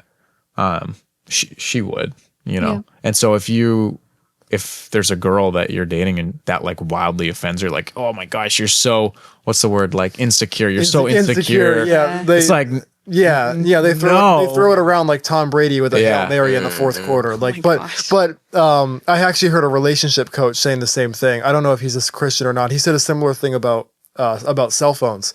He said if you're married and your partner doesn't want to give you their phone because it's they see it as you need to respect my privacy and that's a you're red insecure. flag. Yeah. He said like.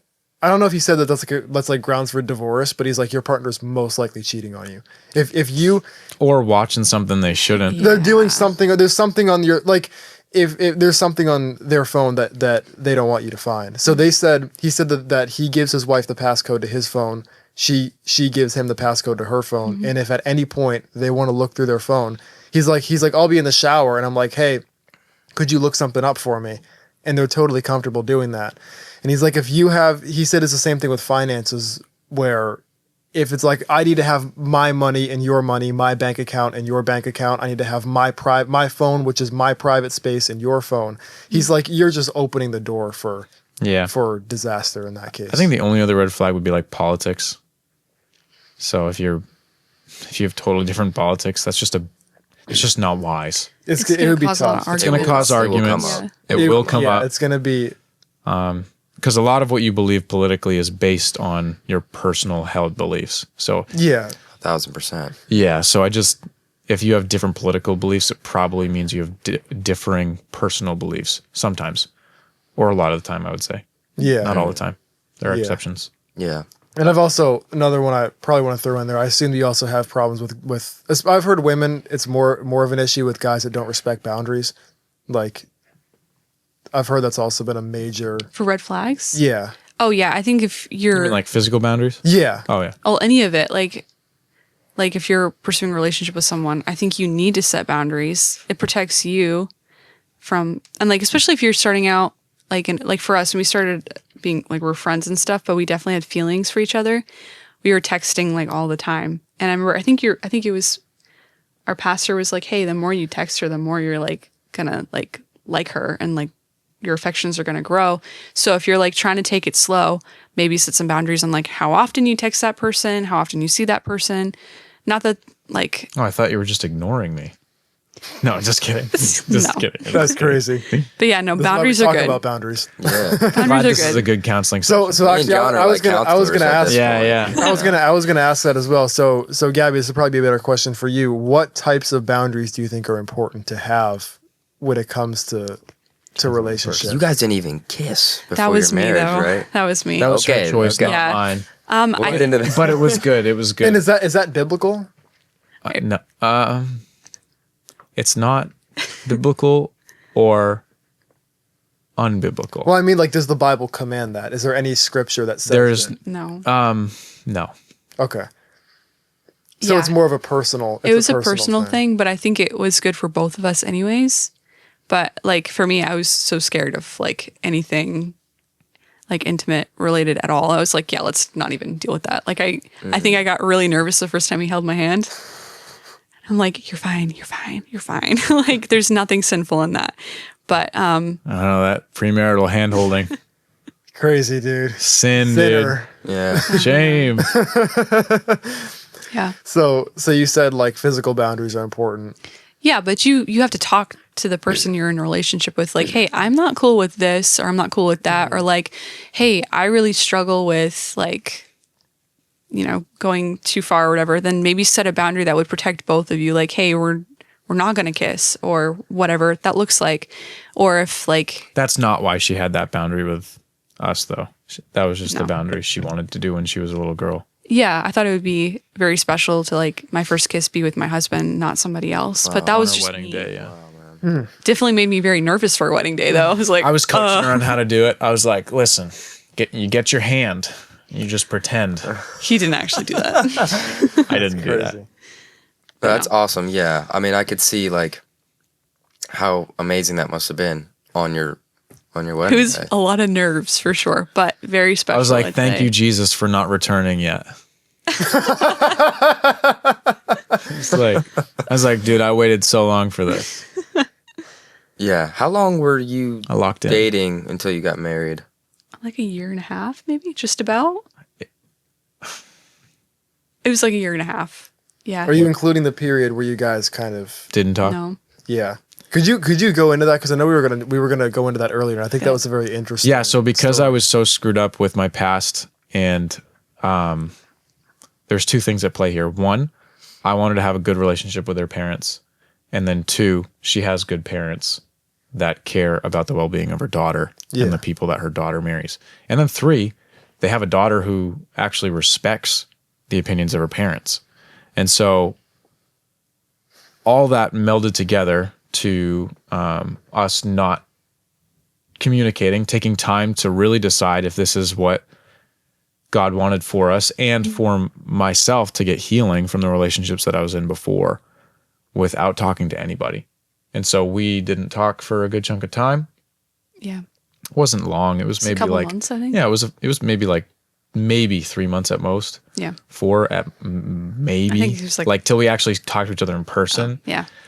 But I reached out to her parents asking permission if I could send her a letter, That's cool.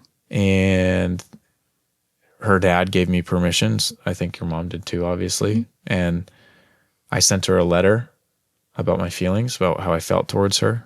That didn't go away when we weren't talking. And I did grow actually a lot during that period of time. I did too. And we were going to school during this, seeing each other in the hallways, and the most we said to each other during that time was like hi twice, I think. Yeah. It was so And when you said awful. you grew a lot during that period, what were you doing to help drive that growth? Not talking to her. That's what made So you it was grow growing. that- It was growing between you two, or he's alluding No, to like growing, growing personally. in my relationship with the Lord. That's what I mean. like actually getting healing for the stuff that so I like had prayer and- done. Yeah, prayer, Bible reading, and just time. Yeah. And then I sent her a letter. She got it. She sent hers. Took a long time to get to me Because this is over break, and I During sent COVID. it to him. Yeah. And he never got it. because of USPS. It Whatever like it's delayed called. the mail. Yeah, they didn't have enough mail workers, and it took a month. So I ended up calling him before he got the letter and like Right. said what was in the letter. Yeah, we just like shared. You just thought you thought that she wasn't interested. I straight up did. You're like, well, I guess I got my answer, Yep. and it turns out it's because the UPS That was the guys. worst amount of time. It was ever. like 2 weeks, I think, and I was like, he hasn't got the letter yet. Oh, dude, I was distraught. I was like, Mom, can I call him? She's like, yeah, you should call him. I'm like, okay. Yep. And this was COVID, correct? Like peak COVID, or was it? Not peak COVID. 22, I think. Dude, how did that feel when you assumed that you were just cooked? Yeah, she and then just- and then the phone rings and it's Gabbie. Like, what did that feel like having that? Well, she conversation? texted me first. You left on red. texted me and you said, Can I call you? did you? No, I think you asked if I got your letter. Oh. Dude, I can't even like. What was running through your head when you got that text from Yeah, her? you're at home. You can't go anywhere. You're sitting there said this- thinking, I'm cooked. I got my answer. She's not interested. And then you get the text on your phone. What was going through your mind? Dude, I don't remember. I mean, I don't know. I was like, I don't know. I was glad she was reaching out to me. That's all. I feel like that's got to be. But I was crazy. really nervous. Like, what is she going to say to me now? Because, Yeah. Yeah. but no, it worked out. We had a great conversation. Yep. And then we started going back to school. Yep. We were deciding, and I know this was more you deciding, on like, what do we call this thing that we are now doing? Is this courting? What are Is we? this dating? Is this arranged this? by the Lord? I don't know. You know what I mean? Arranged? So, yeah. I'm just messing with you. We didn't really know. And so I was like, well, if it walks like a duck, talks like a duck, it's a stinking duck. So why don't we just say we're dating and move on? Yep. And so I looked at her across this little table in the lobby of our school, very ordinary. I think we had our book bags too. And I was like, you want to be my girlfriend? She's like, yeah. Want to be my boyfriend? Yeah. Great. I am now your boyfriend. You are now my girlfriend. Yeah. Absolute movie. So it was movie as moment. smooth as possible. Yeah. Movie moment. Straight to Yeah. business. Yep. So I had one question, and then we'll segue into something else. I have a little thing back there that I want you guys to sign for us. Okay. But, and this is completely subjective. I know people are going to say what they want on this one, and everybody's going to have their own opinion, but would you say that God has put one woman on this earth for you, or do you think that there's, and other way around for a woman, do you think that there's other guys out there, or there's just one guy, or do you think that there's other guys out there that would have been right, that it's just whoever you found first? Let's see if we I agree don't on this. know. Let's see if you're going to cause disagreement in our marriage. I think I would love to believe in just like the one person for each person. But I think about the time, like the people who've had a spouse, they passed away and they get remarried to another equally great person. Like, well, was that not something God had It was their second choice. So maybe they have two. But if they didn't know that person, it could have been their first. You don't know. Well, that's, Yeah, you don't know. I don't know. You don't know. I don't know. I so don't really know complicated. how to like think about that. I think that God leads us to the right person. I do believe that, but whether it's like there's only one person, I can't say. I mean, he's the person for me. Don't want anybody else. So like that's what I would say to that. But yeah, I would just pray that That's I would good. have people pray that God would give them wisdom in finding their spouse. I don't think they have to be like, God, show me the one. Like God's gonna lead you to the person he has for you. I love that. I have a different answer. Oh boy. There are people who will say there is only one. I think that's incorrect. And they'll say Adam and Eve is the best example. I'm like, bro, how many options did Adam have? One. He had one option. So you're telling Adam me was the luckiest man in the world, dude. He had no yeah, competition. dude, it was an easy choice. He's like, I know. And so the question is like, does God do what he did for Adam for everybody? I don't know. I don't really think so. I think that there's plenty of people on the planet that you could marry, but when you are standing at the altar of decision and you're giving your marriage vows and you say, I do, the minute you say I do is the minute that is the one. I mean, Yeah. you know what I mean? I also think maybe that the idea of like having the one is like the wrong kind of question. Like I think maybe we simplify it too much. Right. But God has a plan for all of our lives. So I think that as long as we're following him, he's going to lead us to the right person. We don't have to worry about, is this the right person? And even if it isn't, They'll work it out. It's more of a choice than Right. it is Yeah. like fate. You know what I mean? Yes. Yeah. Like That's it's awesome. not like there could be somebody better. There could out of 4 billion people of the opposite. Well, that's sex, ridiculous. Of course there could be somebody there better. could be out of 4 You billion. know what I mean? Like, Yeah, but then it's hard to imagine that, but it's like Yeah. there could always be someone better than you at something in a like, you know what I mean? but You in, can't even, but it's in everything. And then you're in the battle of like comparison. Like, well, is this the best that, and like, I think that's dangerous too, because then like, are you going to be content with anything at that point? So it's more like there could be somebody better, but I'm choosing you. exactly. Who do you want? Right. And so when before we got married, it's like, I want you to be my wife. It's not that I think you are the one. It's like out of all the people I could have picked, you are the one I want. And I think that is way more meaningful than saying, yeah, you're the one God made for me. You're my best guess. There's 4 billion people, Gosh. Yeah. and one of them is the one, and I've got a 60% chance that it's you. Well, think about it. One is saying God made this happen because God made you for me. And while there is some truth to that, I do think it might be more meaningful to your spouse to hear, out of everybody that I could have possibly married, I chose to marry you. Wow, man, you're really changing my thoughts on that. Like seriously, that's legit, because the way that you put it, yeah, it's more love of like a choice. Yeah. Yeah. I chose you. Dang. And I continue to choose you. And that's marriage. Yeah. So I continue to choose you because we're both going to get uglier as time goes on. Like we're not going to look the same. Maybe we might get sick. and our bodies might change. Yeah. And so the choice is what stays the same. Yep. For sure. Because we made a promise. So, Man, I love that answer. I'm gonna have some. I got two things here, or just a. I'm gonna grab it. So we just made this, and everybody that comes on the show, we want it to sign, and this is going to be like our OGs. Sweet. And again, I appreciate you guys so much for coming on. Nice, dude. That looks good. Okay. I forgot to put the R in the Tremblay. Also, I don't know how to sign a T in cursive, so I think that's a No, J. that's exactly how you do it. Is it? Yeah, Pretty yeah. much. Just go up, and then you Do next to yours or flip like? it to the middle. Well, just Probably should be next. should probably have it below me.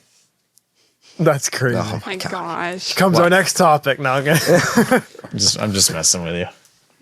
Oh, my name's long, so. Thank you. You're welcome. Yeah, Yeah, that looks great. totally. Excited. 100%. It's for you. I lost the cap, so I'm just gonna throw it down here. Yeah, we gotta show it to the camera. We gotta No cap. let him take a look. Nice. So I think that there's so many people, myself included, that have been told like a full-on lie here that you have to clean yourself up before you come to Christ or you go to church. Or let's say you take a guy that's, I don't know, maybe, in a bunch of lust or something like that. It's like, oh, I have to get rid of that before I can have a relationship with Christ. What would in your opinions, how much of an extent of a lie is that really? It's a very big lie because you're not God. You can't fix your sin problem. Oh. So I mean, like the whole reason church exists is for broken people. Nobody's perfect. We all need Jesus just as much as the next person. So to think that like you can fix yourself before you go to church, like you'll never come to church because you can't fix yourself. Yeah. That's That's why I married her. Perfect answer. Because of like how she responded to that, or because of what she said. Well, yeah, because she is perfect. No, because of what Oh she gosh. because of what she just said. Oh yeah, yeah. Or like when She knows the gospel. yeah, so I heard I don't know exactly who the message was by, but there was a guy who was struggling with drugs, and he was told that he couldn't come to Christ because he hadn't knocked that stuff yet. But in reality, when he did come to Christ, that was how he was able to knock it. Yeah. Like he couldn't do it himself. But when he actually had a relationship is when it almost supernaturally, like your wants kind of go away. I said it on the last episode. Pastor Ken, you two probably remember this message Pastor Ken said about following Jesus. He says something I'll never forget. He said, religion says change and you can follow us, but Jesus says follow me and you will change. Mm-hmm. Yeah. Gosh. Yeah. Is there people who come to our church that ask, "How do I get free?" Of addiction, yeah. And what do you say to them? Well, pretty much everyone who's been to our church has had that question come up, whether it's why they started coming or it came up as they started continuing to go. So, what would I say to them Or like, to get them to come? I want Or your would I say to viewpoint them, on how to. Because if you're not a believer, you almost think it's crazy that when you have a relationship with Christ, that your urges can almost just like supernaturally go away, or your whole outlook on everything. I look at guys struggling with lust. It's like it's always going to really be there, but in my own examples, like it kind of can go away when you do try to build a relationship with Christ. I had a And- friend who downloaded the Bible app because he was really interested in Christ after we talked about it a couple times. He read it for 3 or 4 hours, and then he said like his lust was like gone. And he had a huge struggle with it, especially in those past few weeks. Oh. He says that he just couldn't stop reading the Gospel of John. And then by the end of it, he put it down and he had like no temptation after he finished reading it. okay, so I think when you are in the presence of God, it's really hard to sin. Yeah. It's not impossible, but it's hard to sin. We were just at a conference down in Texas, and one of the speakers got up and said, it's really hard to sin against God when you're worshiping and singing songs to him, because you're worshiping and singing songs to him. You're in the You're presence also of in God. Texas. Yeah, you're also in Texas. Sin doesn't exist in Texas. So You're always in the presence of God. in presence of Texas. God in Texas. Maybe not in Houston, but anyway, Gosh. that's where we were. So Dallas is nice. When I was in Dallas, I had a really sure good time Dallas there, is, dude. but I got a couple buddies from Supposedly, Austin. They said it was Houston nice. is dangerous. Supposedly, we didn't. I mean, there's You're dangerous fine. parts of every We're place. fine. Yeah. We lived. We made it back.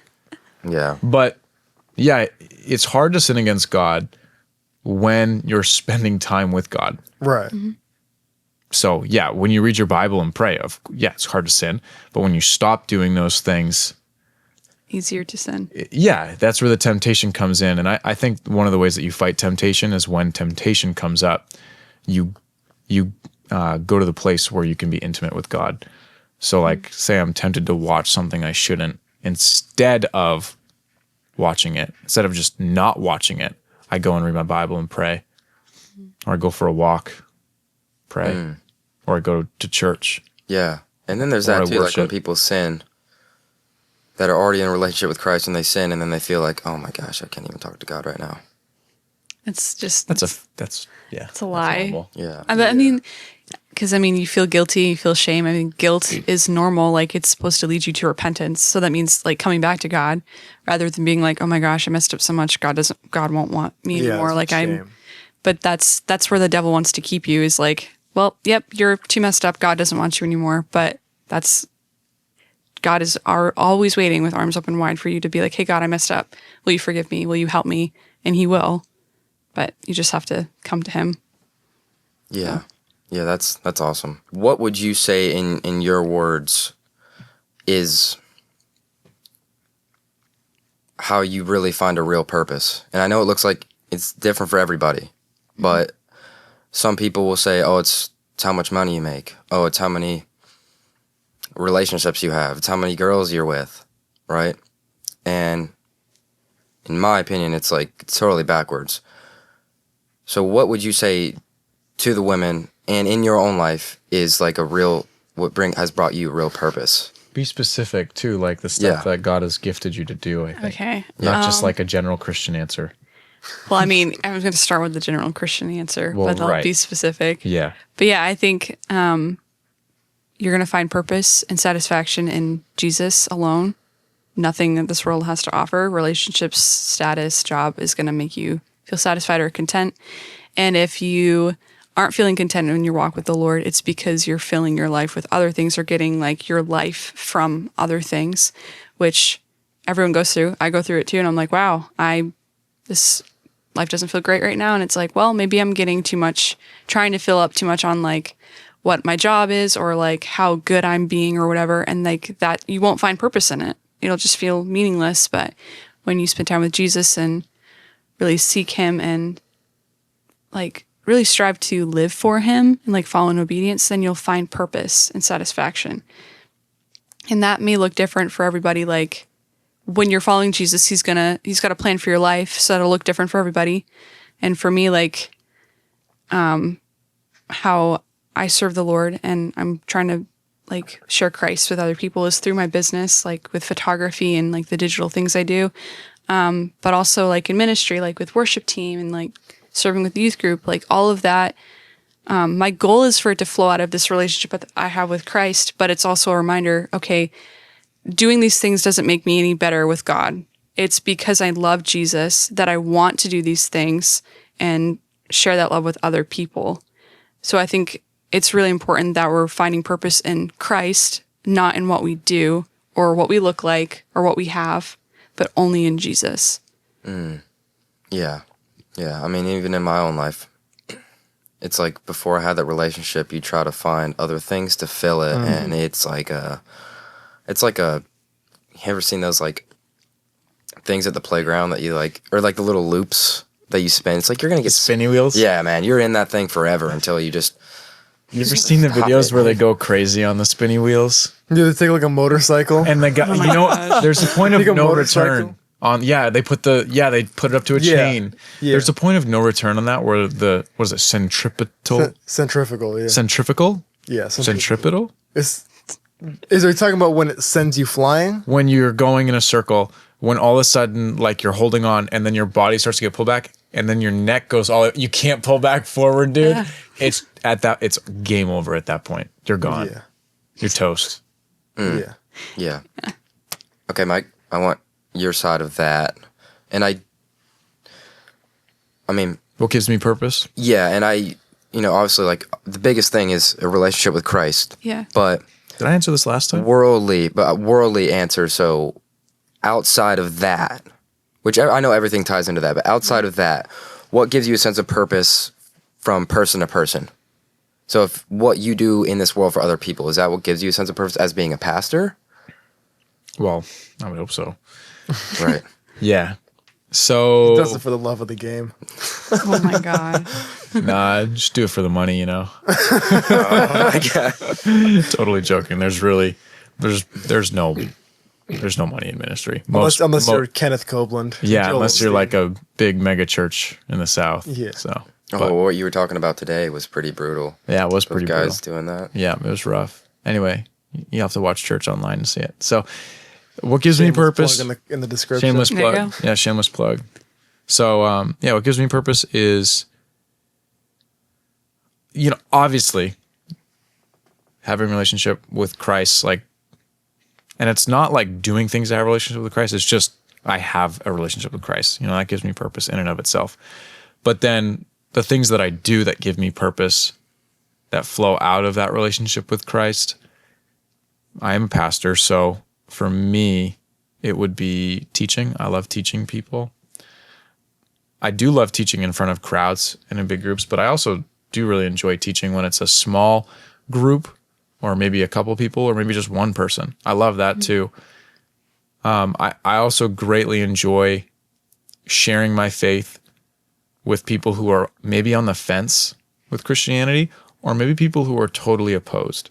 I genuinely enjoy that. I love engaging in conversation because I've talked with so many people now at this point in my life where I can kind of gauge what I think would be a good plan of attack on how to tackle the subject of faith to maybe confront some preconceived ideas that someone has. And just something about that journey and conversation is really, really enjoyable. Do you know what I'm saying? Yeah, man. And so those two things. And then the last thing I would say is being present with people. There is nothing, say a baby's born and you just get to be there with that family and pray with them. It's amazing.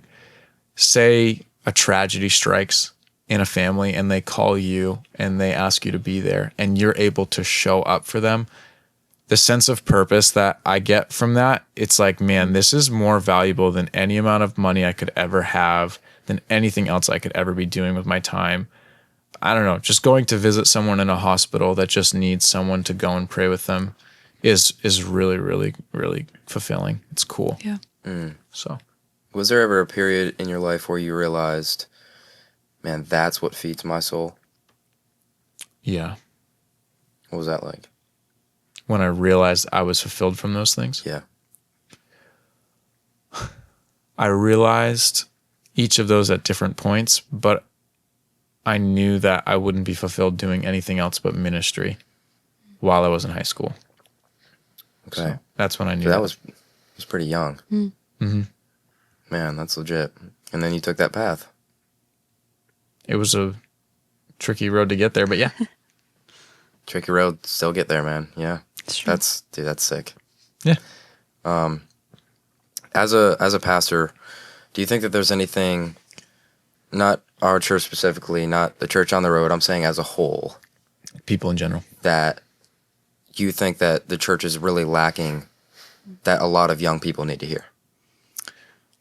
I can't speak on what I think churches are lacking.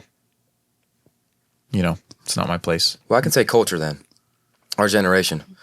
A lot of misinformation, a lot of things that people that don't have mentors in their life. What do I think people need, I think would be better. Yeah. I think that across the board, whether someone's young or old, they need friends. Yep. We live in an age, obviously, and we hear this all the time, where it's all data, all computers, all phones, all everything. And, one of the best things you can experience is just sitting down and talking with someone. Yep. I've heard the saying, we live in both the most connected and the most disconnected society. Yeah. Yeah. For sure. Even in the church too, because I think you can go and not make those connections. Like you're getting fed, but you don't have any community. So you're like, then I think you would feel not fulfilled either.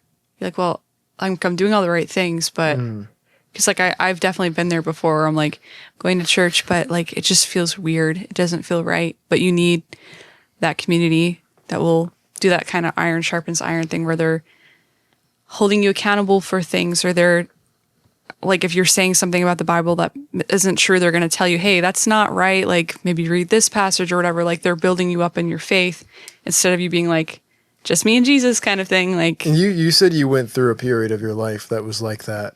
yeah, I mean, I had some like friendships that kind of burned me a little bit, and I was like, yeah, I don't really want to deal with that junk anymore. But then I just didn't try anymore, and that's bad too. Like, there's always a risk when you're going to have a relationship. Well, this could be really great or this could be really bad, but you don't know until you start getting to know the other person, you know. What was the point? What was the point where you started to open up to those types of relationships again? He forced me to. I basically, this is the really blunt and honest truth. I basically sat her down and I told you, like, you are my friend, but that I can't be your only friend. Yeah. Because that's not healthy for you. So there were times where this is like what worked for us. I don't recommend this as relationship advice. Yeah. Our relationship is different than. Yeah, it is. But basically, like, she would be very upset. And I would say, essentially, either like sit there and cry on your own, or go to your friends, or, you know, put yourself out there to someone that you think could be a good friend and share what's going on in your heart. Otherwise, I'm just going to take a step back and let you go through this alone. And it wasn't like I never listened to her. Yeah, There was build up to that. It was like I was patient. I was kind of there. I listened to her cry. I was there with her. But it just got to a point where the most loving thing I could do to her was basically be like, deal with it on your own, or go talk about it with a friend. Which now I have really great friendships that I wouldn't have had if he didn't encourage me to like. It sounds so unloving to say. And I know, I'm like, it really wasn't, because that's what I needed. And the thing is, like, I can't stand like the sugarcoating kind of thing. Just tell me the truth, even if it hurts. I might be mad at you at first, but like, I'd rather you tell me the truth. Yeah. And then kind of deal with it. Important to have that in a friend too. We sure. talked about this a lot on this show. We had a whole freaking episode about it. How like the people that love you the most, or the real friends that really care about you, at some point should need to look at somebody who is either, falling flat on their face, or it's something a little bit minor, but like in this instance, that will look at me like, come on, like this is what your spouse can't be your only friend. Like you had said, like, and you just alluded, you said that's what I needed at that time. And that's a beautiful thing. And I don't know, something about our society, and I guess it's, I do this to people and I deliver it wrong. A lot of the times, like, I can seem off as really harsh, but we have been totally astray that like anybody that's going to criticize you they don't like you anymore. And it's a personal attack. Any criticism of anything you do, like, you must hate me. We talk about this a lot. Yeah, we do. But in reality, it's like the people that actually will be honest with you are the real friends, are the real people that actually really care about you the most, because they want to see you. I will say there are times when I've told him he's being mean.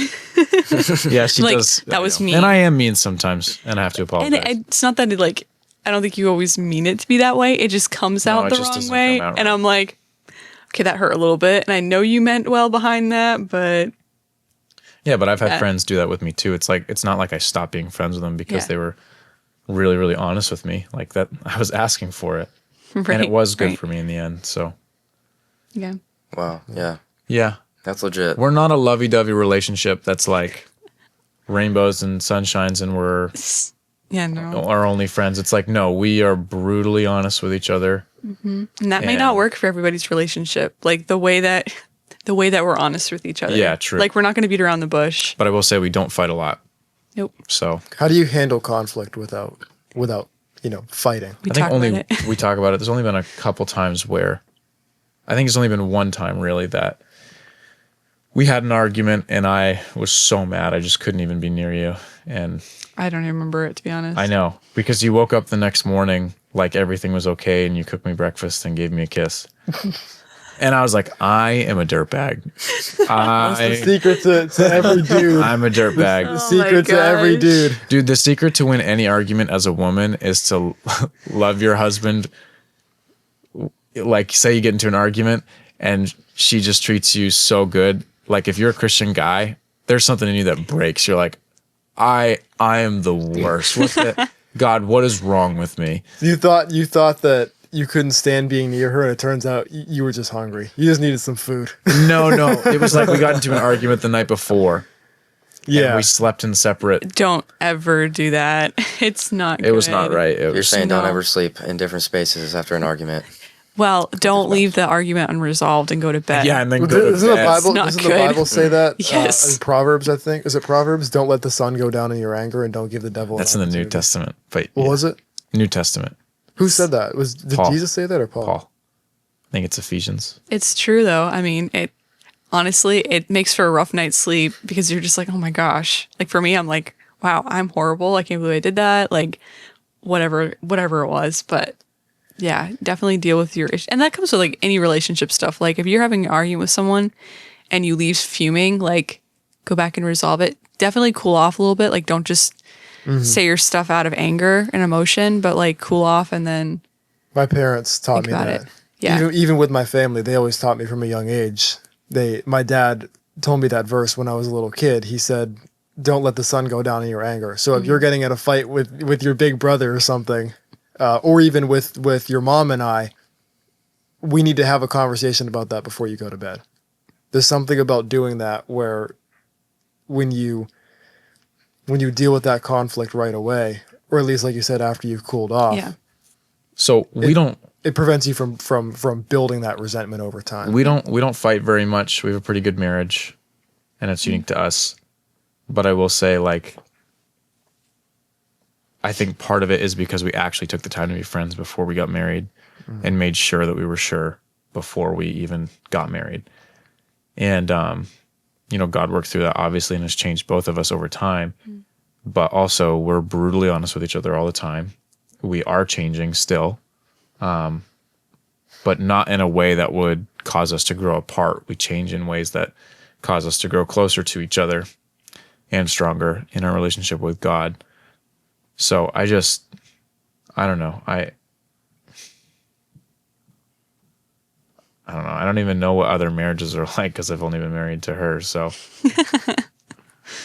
I'll have to watch other podcasts when you interview other married people. When we talk to Pastor Ken about Talk to Pastor Ken and his marriage. Yeah. this is all for the next episode. Coaching too, yeah. Yeah. Okay. And if you don't subscribe, you might miss it.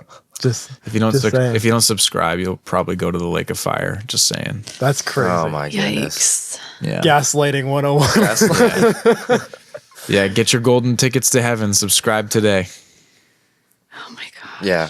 So I'd asked this question. Sorry. Anyways. I'd asked this question to Mike last time you were on, and I guess I didn't really word it, or I want to see if you have an answer. So I imagine that there's probably somebody, maybe let's just say in their teens, early teens, they're going through that weird phase like we all do. And you had mentioned that you had struggled with some emotional problems, right? Mm-hmm. So let's just say somebody's got that same thing. What would you, if they're watching right now, what would you say to your younger self if you could just let them know anything? Like, You didn't ask that wrong to me. yeah. Yeah. That's a good question. Well, I really thought that showing emotions like was bad, but I think because I'd heard so much that like girls are too emotional and like I don't know, I just hated that so much. I was like, yeah, I'm just not going to do emotions. So I just bottled everything. She still hates it. I yes, but I'm like trying to let God show me like that emotions are good. Yeah. But I would say definitely if you're feeling something, don't just shove it down and like not deal with it. Like process, like, okay, feel the emotion. Why are you feeling the emotion? What caused it? And then ask God to help you like deal with it. And then if you are really having trouble like processing emotions, like go to someone you trust. It's like a godly mentor. You can just you can be honest with like, hey, this really bothered me when this happened, and I don't know why, and I don't want to feel this way when it happens. How can I like deal with this differently? I think in a culture where everything is very emotionally charged anyways, I think it's good to be emotionally like perceptive of yourself. Like for me now, I'm like, I can see triggers, like I'm starting to get stressed and I'm starting to see the same things happen. And I'm like, okay, I need to take a step back, I need to think, why am I feeling this way? And like, God, help me to deal with this. Like, I don't need to be stressed about this. Like, you're going to help me through it. But Self-reflection yeah, in those moments. yeah, instead of like pushing it off. And I think it's sometimes it seems easier to not deal with the hard things in the moment, but it makes it so much worse later on because like for me, I had like an emotional breakdown and I was like, I'm feeling all the horrible emotions I never dealt with. And this is terrible. And I don't wish that on anyone. Like just deal with it in the moment, have someone you can talk to, pray through it. That's a good answer. Thank you for sharing that. Mike, I don't know if you have anything to play on to that question. You kind of answered it for me last time you were on the show. But let's just say a teenage guy, man, he's freaking going through the ringer right now, confused about a lot of things. Confusion is a major, major problem in You've our... probably had this conversation multiple times as a youth What? pastor. That what? Someone's confused? Someone's going through the ringer as a teenager. Going through the ringer, figuring themselves out. Yeah, being a teenager is hard. Yeah. Yeah, for sure. It's definitely difficult. Way harder now than it was when I was a teenager. And that was only 10 years ago. So, which is crazy.